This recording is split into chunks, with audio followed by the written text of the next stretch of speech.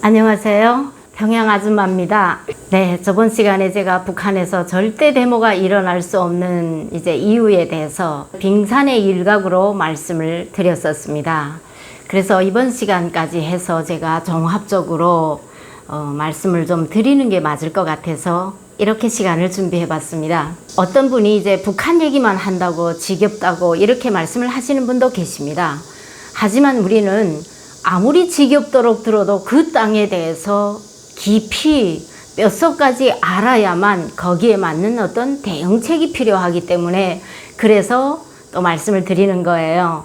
그리고 저는 탈북민 유튜버들의 이런 채널들에 들어오셔서 저희들의 얘기를 귀담아 들어주시고 응원해 주시고 이런 분들이 아마 통일을 위해서 누구보다 관심이 많으시고 대한민국의 미래를 누구보다 걱정을 하시는 분들이 그래도 많이 들어와 보신다고 생각을 하기 때문에 저는 제 생각도 여러분들이 함께 들어주시면서 맞는지 틀린지 이런 것도 좀 듣고 싶고요. 그 땅에서 살아왔기 때문에 왜 우리가 이렇게 살아야 되는지도 모르고 살았던 그런 저희들한데 저희들이 살았던 그 얘기들을 들으시면서 어떤 해결책을 함께 봐 주셨으면 정말 감사하겠다 이런 생각과 함께 못다한 몇 가지만 말씀을 조금 드리겠습니다. 제가 전번에 말씀을 드렸습니다. 공산주의라는 걸 빼버리고 주체사상이라는 걸 슬그머니 들여오면서 세습을 위해서 이념 자체도 이 보완을 하고 쟤네들 입맛에 맞게 만들어 가면서 자기들끼리 물고 뜯고 싸우면서 인간의 가장 본능적인 인간이 갖고 있어야 될 가장 도덕 윤리적인 생각마저도 마음대로 할 수 없게끔 국가가 통제를 하는 이런 시스템이라고 말씀을 드렸었죠. 근데 여기에 더해서 하나의 생각만 가지고 움직일 수 있게 하려면 일단은 외부 정보를 들어오게 하면 안 되겠죠. 이것 역시도 소련에서 팁을 얻은 게 북한입니다. 레닌 같은 경우는 보면 역사적인 심리학자들 몇백 명의 논문들을 읽어보면서 인간이라는 요 동물들은 내가 이렇게 잘 요리하면 될 수 있겠구나. 그 논문들에서 레닌이 찾은 건 사회주의를 요 심리를 이용해서 요리해 가면 되겠구나라는 답을 찾았는데 그걸 그대로 답습한 게 김일성이었거든요. 그러다 보니까 외부 정보를 철저히 차단해버리고 진짜 이도 안 들어가는 과자 하나를 주면서도 김일성 원수님 고맙습니다 인사하게끔 이렇게 만들어 놓은 거죠. 그 땅에 있으면 그냥 듣는 거 보는 거 다 그거기 때문에 그러려니 할 수밖에 없다라는 거죠. 우리가 외부에서 들여다봤던 북한과 그 땅에서 직접 매일 그렇게 당하는 사람들 입장하고는 천지 차이라는 겁니다. 그러니 여기에 어긋나는 사람이 감옥에 가고 죽는 거는 당연지사 이렇게 생각할 수밖에 없었다라는 거죠. 그리고 군 같은 경우를 우리가 조금 해부를 해보면 왜 군에서 쿠데타가 일어나지 못하나. 군 자체 시스템 자체가 어떠냐면 조국과 인민을 위하여가 아닙니다. 당과 수령을 위하여입니다. 당이자 누굽니까? 오늘날엔 김정은이죠. 그러니까 이 독재자 한 사람을 위한 군대라는 거죠. 그러니까 거꾸로 말하면 이 독재자 한 사람을 지키기 위한 대포밥이 많으면 많을수록 김정은이는 좋겠죠. 자, 일단은 군 시스템은 어떻게 만들어 놨냐면 쿠데타 진압을 위해서 만들어 놓은 시스템이기 때문에 사단장이 돌격 앞으로 절대 못합니다. 할래도 정치위원이 있어요. 정치위원은 저번 시간에 제가 간단히 말씀드렸던 것처럼 정치조직 책임자입니다. 이게 조직 생활을 시작하면서부터 북한 사람들 내릿속에 육체적 생명 부모가 준 거야. 그건 썩어서 없어지는 거야. 하지만 장군님이 준 이 정치적 생명을 너희들은 이게 영생하는 거기 때문에 살아도 죽어도 이를 위해서 살고 죽어야 해. 그러니 정치조직 책임자는 이 육체적 생명을 다루는 이 행정 책임자보다 한 등급 높다고 봐야 되겠죠. 그렇기 때문에 이 사람은 이 나인대로 위에 보고를 합니다. 북한의 모든 군이라든가 이런 시스템들은 어떻게 돼 있냐면요. 행정이 보고받는 기구가 있고요. 합쳐지지 않습니다. 보고 라인이. 그 다음에 정치조직이 보고하는 라인이 따로 있어요. 그럼 여기까지는 또 좋은데 여기에 국가보위부, 보위사령부 그러니까 이 두 사람들을 다 감시하는 이 보위 조직이 또 있는 겁니다. 그런데 이 보위 조직 이 사람은 감시를 안 당할까요? 또 이 사람들에 의해서 감시를 당하는 거예요. 각 자기 라인들로 보고가 올라갑니다. 그러니 사단장이 움직이려고 해도 밑에 이제 연대, 대대 하고 내려가면서 지시를 주려고 해도 매 대대장 외에 또 정치지도원 뭐 이런 식으로 다 되어 있으니 어떻게 이제 사단장 마음대로 할 수가 있겠어요. 그 다음 이제 북한의 무기는요, 그나마 북한 기준으로 봤을 때 가장 최신형 무기는 어디에 집중돼 있나? 수도를 지키는 데 집중돼 있어요. 그러면 지방에 있는 군인들 역량을 가지고 평양을 뚫고 들어오려면요, 뭐 수도 방어사령부, 그 다음에 뭐 이제 여러 가지가 있습니다. 거기에 무슨 974 부대, 친위대 뭐 이렇게 하면서 이제 그 뭐 호위국 하면서 뚫고 들어가느려면 김정은에는 벌써 어디론가 사라져 있죠. 그리고 만약에 이 김정은 한 사람을 위해서 이제 누군가 반기를 일으켰다면 노동자 농민의 자식들이 장군님을 위해서 총을 들었기 때문에 내부모한테 총을 쏠 수 있다는 거죠. 그러니까 이런 시스템을 만들어 놨기 때문에 북한 내에서는 어떤 그 싹 자체가 잘할 수 없다라는 거를 이제 다시 한번 말씀을 해드리고 싶었었습니다. 그리고 우리가 대한민국에 와서 대북 정책이라는 걸 이렇게 이제 보니까 진짜 이제 열심히 퍼다 죽어도 얻어맞고 안 죽어도 얻어맞고 뭐 죽어도 얻어맞으면 또 며칠 지나면 또 싹 다 잊어버립니다. 언제 그랬던가 하고. 근데 그게 국민이 세금이라는 생각을 해볼 때, 내 지갑에서 나간 돈이라고 생각을 해볼 때 우리는 이미 늦었더라도 지금부터라도 다시 이걸 생각을 해봐야 되지 않나, 이런 생각을 하게 됩니다. 자, 일단은 자꾸 져야 된다는 분들한테 제가 이게 좀 질문을 좀 드리고 싶습니다. 북한에 이제 시장에 가면 가장 돈을 많이 버는 사람들이 약장사들입니다. 그러면 이 약이 어떻게 나오냐면요. 자, 대한민국에서 이번에도 코로나 백신 뭐 어떻게 들여보낼까, 뭐 이제 적십자를 통해서 들여보낼까, 이런 논의가 굉장히 많으시죠. 그런데 이전에는 뭐 이제 여러 이제 통로로 북한 당국에 그 수많은 어린이들, 노약자들, 북한 주민들을 위해서 이제 국제기구에서도 그렇고 약품들이 많이 들어왔었어요. 그래 들어오게 되면 북한이 요구할 때 자체가 이렇게 개별로 낱개로 포장돼 있는 이런 거를 잘 안 받으려고 합니다. 그러다 보니까 이제 봉지별로 이제 뭐 여러 가지 이제 약들이 이제 들어옵니다. 크게 이렇게 포장이 돼가지고. 그게 어디 들어옵니까? 북한 당국으로 들어오죠. 그러면 당국자들 중에서 그걸 취급하는 사람이, 와, 내가 돈 벌 기회가 생겼다, 이렇게 하고 그걸 돈주라고 하는 사람들한테 널어놨었어요. 그럼 돈주는 이 사람한테다가 5만 불이면 5만 불 찔러주고 그 약 통째로 자기 것처럼, 그리고 그걸 이제 북한 시장에 널어놓는 거죠. 네, 시장에서 사람들이 그걸 도매로 받아다가 이제 판매를 하는 겁니다. 그러니까 이 돈주라는 사람은 바지 사장이라고 보시면 되거든요. 그러니까 아주 큰 돈은 제일 꼭대기 놈이 먹고 그 다음 순서대로 이렇게 먹는 거예요. 제가 북한에 있을 때 이제 거즈천을 한번 그 시장에 내다가 팔았던 적이 있어요. 그게 이제 그 39실에서 가장 제 하부 말단에 있는 한 그 지도원인데요. 야, 나한테 뭐 잘 차려지는 것도 없구나, 뭐 이러면서 나보고 그 남은 거 그거 거즈천, 그 북한에서는 가재천이라고 얘기하는데 그밖에 없어 라고 얘기를 합니다. 그래서 그거요, 그 제가 팔아드릴까요? 하니까, 그것도 팔 수 있어? 네, 제가 팔아드릴게요. 저한테 얼마 주실 건데요. 그래서 그렇게 딜을 하고 그 거즈천을요, 큰 이제 그 탑차에다 싣고 시장에다 넘겼는데, 북한에서는 이제 섬이 그 목화섬입니다. 그러니까 결혼할 때 여성들이 무조건 이부자리 몇 채는 가지고 와야 되는 게 북한의 풍속이거든요. 그러다 보니까 딸 가진 엄마들은 그 섬을 쌀 수 있는 이게 섬 이불 안에 그 먼저 거즈천으로 쌉니다. 그리고 생리대가 그 당시에는 뭐 구경하기조차 말도 못 들어봤던 북한 여성들은 그걸 생리대로 쓰는 사람들도 많았고요. 그것도 형편이 좀 나은 사람들이 생리대를 쓸 수 있었어요.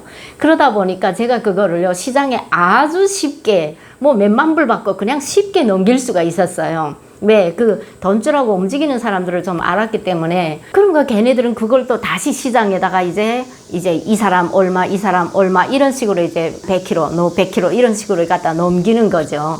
그러니까 실질적으로 외국에서 이렇게 들어오게 되면 꼭대기에 있는 사람들 순서로 이제 그걸 돈을 만들어 가지는 거예요. 그러다 보니까 북한 간부들이 1년에 내가 10만 불 벌기 운동한다. 이 말이 바로 그래서 나오는 겁니다. 하다라고 하게 되면 우리 대한민국은 줄 때 어떻게 줘야 될까요? 정말 머리 아픕니다. 주기도 힘든 게 북한 당국이거든요. 거꾸로 말하면 외부에서 이렇게 지원이 들어옵니다. 그리고 남북 교류협력하면서 개성공단 같은 게 이런 게 활발히 움직입니다. 그러면 이 돈들이 노동자들은 일을 시켜야 되겠기 때문에 굶어 죽지 않을 만한 배급을 줍니다. 그러니 이 배급 외에는 이 월급을 몽땅 뜯어서 나라에서 가져가는 거죠. 이러면 정말 다 쓰러져 가는 이런 그 정권에 그냥 힘을 실어주는 이런 거밖에 안 되거든요. 우리가 할 수 있는 게 뭐 있나? 저는요, 우리 대한민국이 어떤 나라입니까? 정말 기적을 만들어내는데 대한민국 사람들은 진짜 전 세계에서 탑이죠. 그런 머리에, 그런 마음에 1000분의 1만 조금만 이 문제에 신경을 쓰면 저는 답이 없는 건 아니라고 생각을 하거든요. 제가 전번부에 그들이 팔다리 다 묶였다. 족쇄를 풀어줘야 된다. 재갈도 물렸다. 그걸 꺼내줘야 된다. 그게 어떤 방식인가 하는 거는요. 우리가 함께 연구를 하면 저는 얼마든지 답을 찾을 수 있다고 생각을 합니다. 우리가 동서독 환경과는 너무나 다릅니다. 그렇기 때문에 우리는 우리만의 방식대로 이걸 찾아내야 되겠는 거죠. 그래서 제가 그냥 제 머리로 생각을 해보면 일단 대북 전단을 하나 보더라도 이런 게 뭐 아주 이제 뭐 황해남도 쪽이나 겨우 이제 날아갑니다.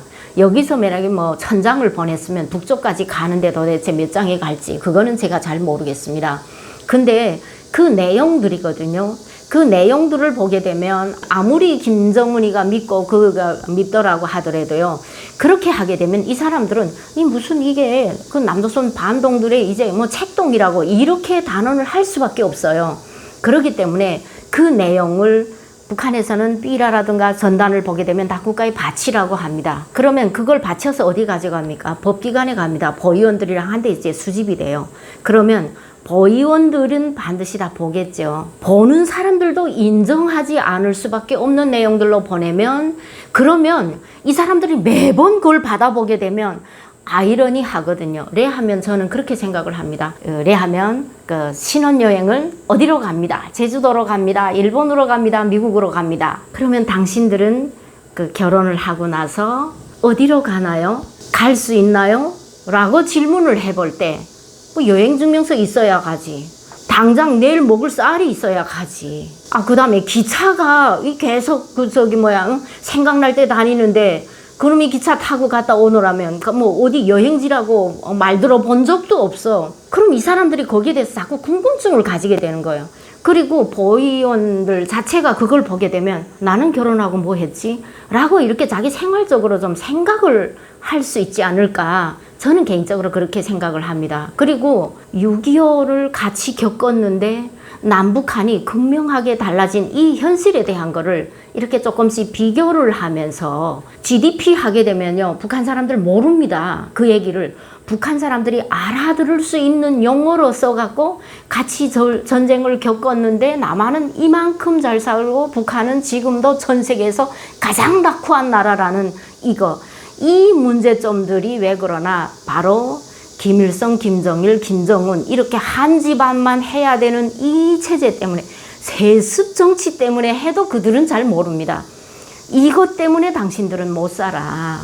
그러니까 지구상의 이 사회주의는 너희들한테 지상낙원이 아니고 지옥인 거다. 그래서 자유민주주의라는 이런 생각을 조금씩 하게 만들어주는 이런 전단으로 저는 보내야 된다고 생각을 하는 사람이에요. 그래서 이걸 오늘 한 사람이 봤으면 내가 아무리 어떻게 하면 내 부모한테 얘기할 수 있을 거고요. 그리고 정말 이제 뭐 내 아버지한테도 얘기할 수 있을 거고요. 이렇게 하면서 우리 가족만 이제 보고 가만히 있을 수 있어요. 그럼 또 다른 가정이 주었다라고 하게 되면 그 가정이 그 가정만 보고 또 이렇게 가만히 있을 수 있어요. 이렇게 하다 보면 말은 안 해도 서로 눈빛을 보고 너도 봤지, 나도 봤어. 이렇게 될 수 있다라는 거죠. 저는 그래서 이거는 어떻게 하면 좀 더 멀리 날아갈 수 있을까를 정부 차원에서도 함께 좀 고민을 해봐줬으면 어떨까 이런 생각을 감히 해봤습니다. 왜냐하면 민간단체에서 하는 데는 굉장히 많은 어려움이 있습니다. 그리고 그 지역에 이 대북전단이 얼마나 싫으면 북한 당국에서 막 그 포사격을 합니다. 그 풍선이 날아오기 전에 터지게 만들어라. 그만큼 싫은 거죠. 그리고 전단만 날아오면 북한이 난리합니다. 그래서 대북정책은 북한 당국이 한국이 뭐를 했을 때 가장 난리하는 그런 걸 골라서 그걸 협상 테이블에 올려놓을 생각을 해야 되는 게 저는 대북정책에서 가장 실효성이 있다고 보거든요. 우리 민간단체 하는 거다. 우리 한국은 국민의 나라야. 이게 대통령이 마음대로 할 수 있는 나라가 절대 아니야. 이게 국민들이 설득을 하려도 너네 심심하면 미사일 자꾸 쏘고 이래야 하는데 우리가 뭘 어떻게 설득하라고. 그들이 말 안 듣는다. 안 하려면 너희들이 이런 걸 안 해야 되지 않겠나. 이런 식의 어쨌든 말이 됐든 말이 안 됐든 그들과는요 그런 식의 협상이 있어야 되지 않겠나 이런 생각을 한번 해봤고요. 그 다음 이제 한국에 와서 제가 제일 요건 처음에 느꼈던 건데 대북 방송 이런 것들을 이제 보면서 강연을 다니다 보니까 그런데 제가 남들보다 조금 관심을 가지게 됐었어요. 그런데 방송을 하게 되면 막 북한이 난리를 합니다. 그러니까 그게 남북 간의 관계를 걱정하면서 그러면서 아무 소리 못하고 다 내리는 거예요. 그럼 대한민국이 방송을 내리면서 뭘 얻어가졌지? 이렇게 들다 보면 확실히 얻어가진 거 없어요. 분명히 그건 국민의 세금들이 들어간 겁니다, 거기에.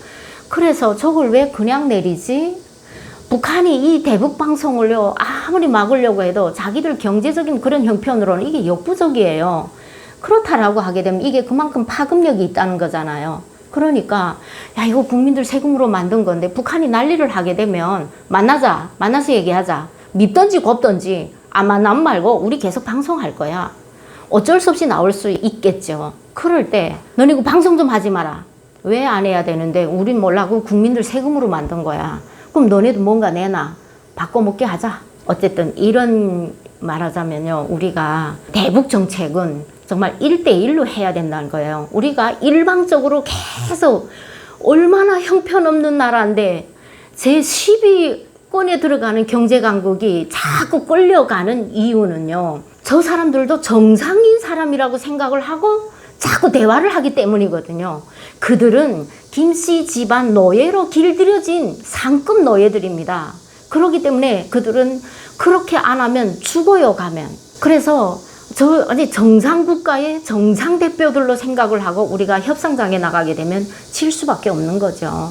그러니까 진정으로 진짜 이제 대한민국의 미래를 위해서도 통일은 필요한 거잖아요. 그렇다라고 하면 이렇게 해서 정말 조금씩 어떤 뚝에 바늘 구멍 하나 뚫어 놓듯이 북한 주민들이 사회주의 체제가 세상에서 제일 좋다는 이게 완전히 잘못된 생각이구나라는 거를 깨우쳐 주는 데서부터 그 다음에 아주 협소하지만 눈에 보이지도 않고 그게 무슨 효과 있겠어 이렇게 생각하지만 북한 당국이 저렇게 싫어할 때는 반드시 무슨 원인이 있겠구나 이렇게 생각을 하고 좀씩 접근을 하다 보면 그리고 통일 이후에는 동서독의 어쨌든 그런 모델들을 우리가 많이 연구를 하면서 이렇게 해보는 게 어떨까 이런 생각이 듭니다. 그래서 우리가 통일은 아니더라도 남북한이 쉽게 교류를 할 수 있을 정도로 이제 극과 극으로 대립하는 게 조금씩 무뎌질 때는 한 20년 정도 지나면 되지 않을까 이런 생각이 듭니다.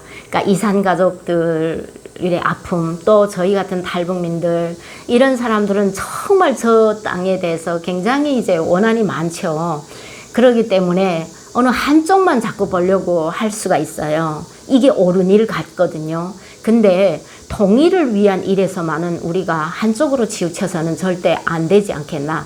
어떤 게 합의점인지, 어떤 게 진정으로 대한민국이 분단국가의 오명을 벗어날 수 있는 길인지는 서로가 귀를 열고 마음을 합쳐야 가는 길이 그래도 조금 더 빨라질 수 있지 않을까. 그래서 북한의 젊은 세대들은 좀 다릅니다. 시각이. 그러니까 80년대 이후에 출생했거나 이런 사람들은요, 나라에서 주는 배국을 먹고 자란 세대가 아니에요. 그래서 젊은 세대들이 한국에 오면 누구보다 빨리 적응을 합니다. 그래서 저도 맨날 실수투성인데 걔네들 보면서 역시 젊은 사람 다르네 이렇게 생각을 합니다. 저희가 때만 해도 김일성이 그 시대에서 배급도 다 먹었고 사랑의 선물이라는 거 교복이랑 받고 눈물 콧물 다 흘렸던 세대들이거든요. 그러니까 알게 모르게 그런 게 밑바탕에 깔려 있을 수 있지만 이제 한 40대 이후 이 사람들은 자기가 시장에서 엄마가 벌어주는 거를 먹고 살은 세대예요. 그리고 내가 직접 또 시장에서 악착같이 장사하면서 살아남은 세대들이에요. 그러니까 국가가 고마울 이유가 없다라는 거죠. 그렇기 때문에 그 정권에서 그래도 많이 멀어질 수 있는 이 세대들과 또 통일은 돼도 좋고 저는 안 돼도 상관없어요 하는 대한민국의 젊은 청년들, 이렇게 이제 너무나 극과극으로 갈 수 있는 이런 마음들보다 조금 멀어진 젊은 세대들이라면 이 적대감보다는 우리 같은 민족이 맞을 거야 이렇게 생각하면서 그래도 조금씩 다가설 수 있지 않을까, 감히 이렇게 생각을 해봤습니다. 그래서 우리가 70년 넘게 이때까지 그렇게 당해왔기 때문에 어떤 게 해답일지는 모릅니다. 하지만 우리는 정말 이 뒤에 세대들 한데 분단된 국가를 넘겨주지 않아야 되겠다는 우리 국민들의 이 마음만은 자꾸 멀어지면 안 된다. 그래서 제가 많이 부족하지만 그냥 제 개인적으로 느꼈던 이런 점들을 좀씩 이제 말씀을 드린 거니까 좀 부족하더라도 많이 양해를 하시고 참고를 해주셨으면 좋겠습니다. 제 생각이 잘못됐다 싶으면 아픈 이제 질책도 제가 겸허히 감수하도록 그렇게 하겠습니다. 여러분 감사합니다.